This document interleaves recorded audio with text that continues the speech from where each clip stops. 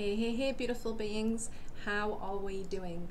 My name is Lindsay Banks. I'm a channeler and intuitive, and this week I am bringing some messages from the collective, for the collective, from the Pleiadians, spirit guides, whoever is, I call them upstairs, whoever wants to come through with themes for this week. So I've been asking, saying, what do you want me to talk about? And they just said trust. So I am trusting that the message and the words that I need to share are going to come through and be channeled. I'm sort of losing my voice as well because I was out yesterday talking quite a lot. So I apologise if it goes a little bit croaky. So one of the words that has been coming to my mind quite a lot over this last couple of days is about anchor, and really anchoring our energies into the ground. So what does this mean? So this means, like, in terms of if something happens in the external, so for example, if something happens which, like, Boris announces, or yesterday a lady who works with me got an email at 4:10 last night to say that her son's school is shut this week, which she hadn't planned for, and she was like, oh my god, she was like, I might not be able to do everything. I was like, it's fine, what will be, let's just roll with it.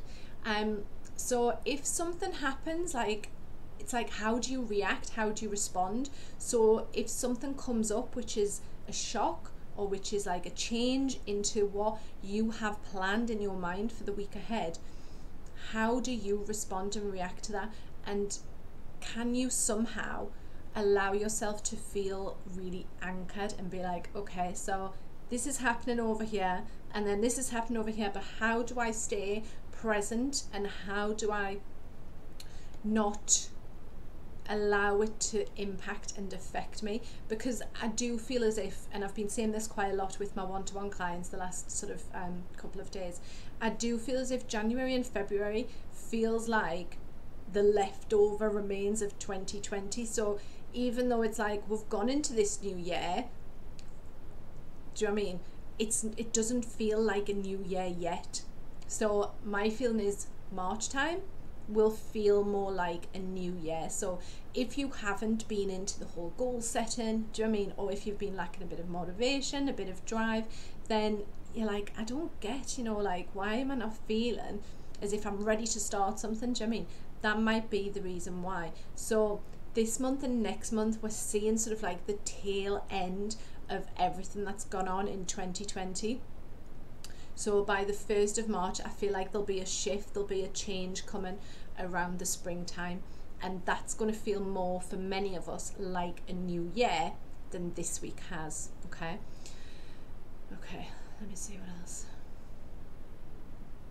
Okay, so yeah, so like I said, I feel like there's going to be some events coming to light and unfolding in the next couple of months, which have the potential to, I'm seeing, like, in my mind, like the Tower card. So it has the potential to sort of like knock you off your feet a little bit, which is why it's really important now to have something, like, whether it's a practice or whether it's like exercise, or have something that you can turn to and that you can do in these moments of like, oh my god, I can't believe this is happening. Do you know what I mean? So what is your anchor, I suppose, is what I'm asking. Is it meditation? Yeah. Is it, like I said, exercise? Is it what else could it be? It's something that you can do for yourself. Maybe it's breath work, maybe it's breathing, maybe it's playing an instrument, yeah. But just have that in your awareness, like, what is my anchor? What do I turn to, yeah, when when the shit hits the fan, okay? When something happens you're not expecting, yeah, what is your anchor? And if you don't know, that's fine. Just think about it. Do you know what I mean? Just start thinking, well, if something happens, how do I de-stress myself? Yeah. I know for me, it's like I often do lots of deep breathing, or I'll do some writing, I'll do some journaling. So think about whatever works for you to really anchor your energies into the earth plane. Okay, what else do I want to say?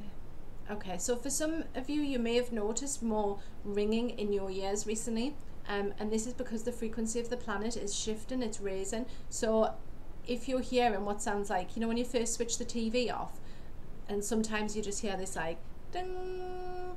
Some people may be noticing that either through the sleep, when they're in bed, when they're first waking up in the morning, yeah, or when you're just going to sleep, and it's because we're getting used to these new frequencies that are coming into the planet.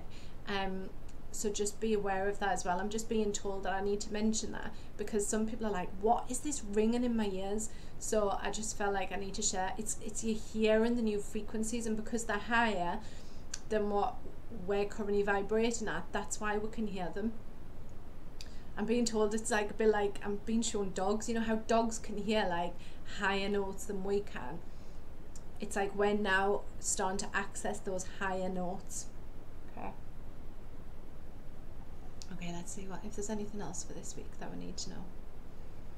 Oh, that was it. The word that keeps coming to mind as well as freedom.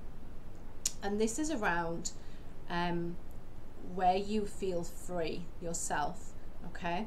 So what freedoms do you have? At this point, you know, when most of us are in lockdown and things are going on, yeah, what does freedom mean to you? Yeah. Does freedom mean that you have choices? Does freedom mean that you can go somewhere, like go to the beach or go to the countryside, yeah, without restrictions? So it just feels like a question again that we need to be thinking about this week, like what does freedom mean for us? And not only us as individuals, but as a collective as well. Okay, like I'm just getting the words like as a society, what does freedom look like for all of us? Yeah, how are we going to choose to live moving forward? Because I'm being sort of being told, if you like, excuse me, how do I explain this? Okay, so even though there are restrictions in place, there are still pieces of us that can be free. And I'm just being given like free spirit and free soul. Do you know what I mean? So it's like our spirit is free to go wherever it wants. Do you know what I mean? And it's like our spirit and soul is inside this physical body that we can touch, that we can see. But yeah, I'm just being told, remember that your spirit within you is free.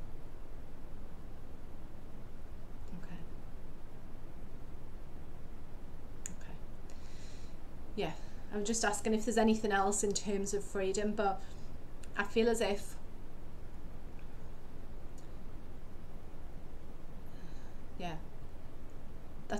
that's all I feel I need to say at the minute on freedom.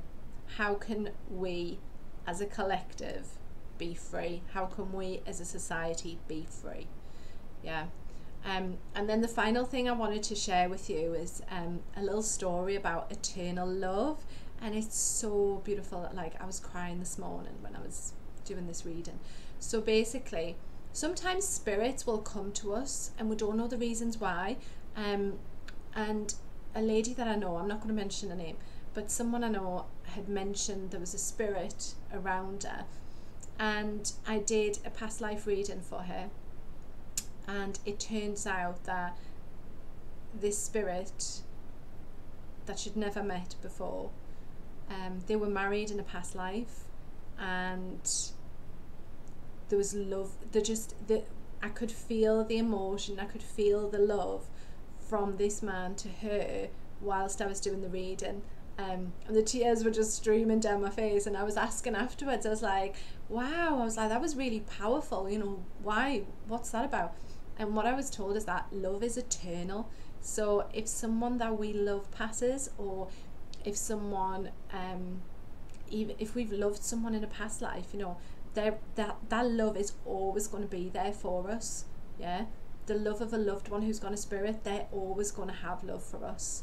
Yeah, and we can have love for them as well. So no matter whether you love someone in this lifetime, or you love someone in a past lifetime, or you love someone in a future lifetime, you know, love is eternal. It never goes.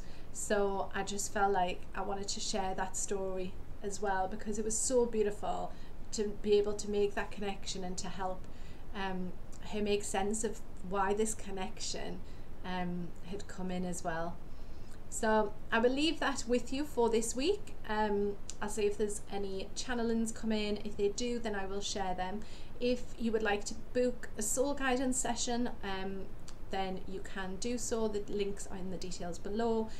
If you would like a 15-minute past life reading delivered to your phone on WhatsApp, then you just drop me an email below.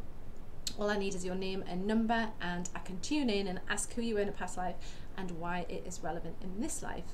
Yeah, so for now, I think that is it. Have a fabulous week, and I will see you again soon.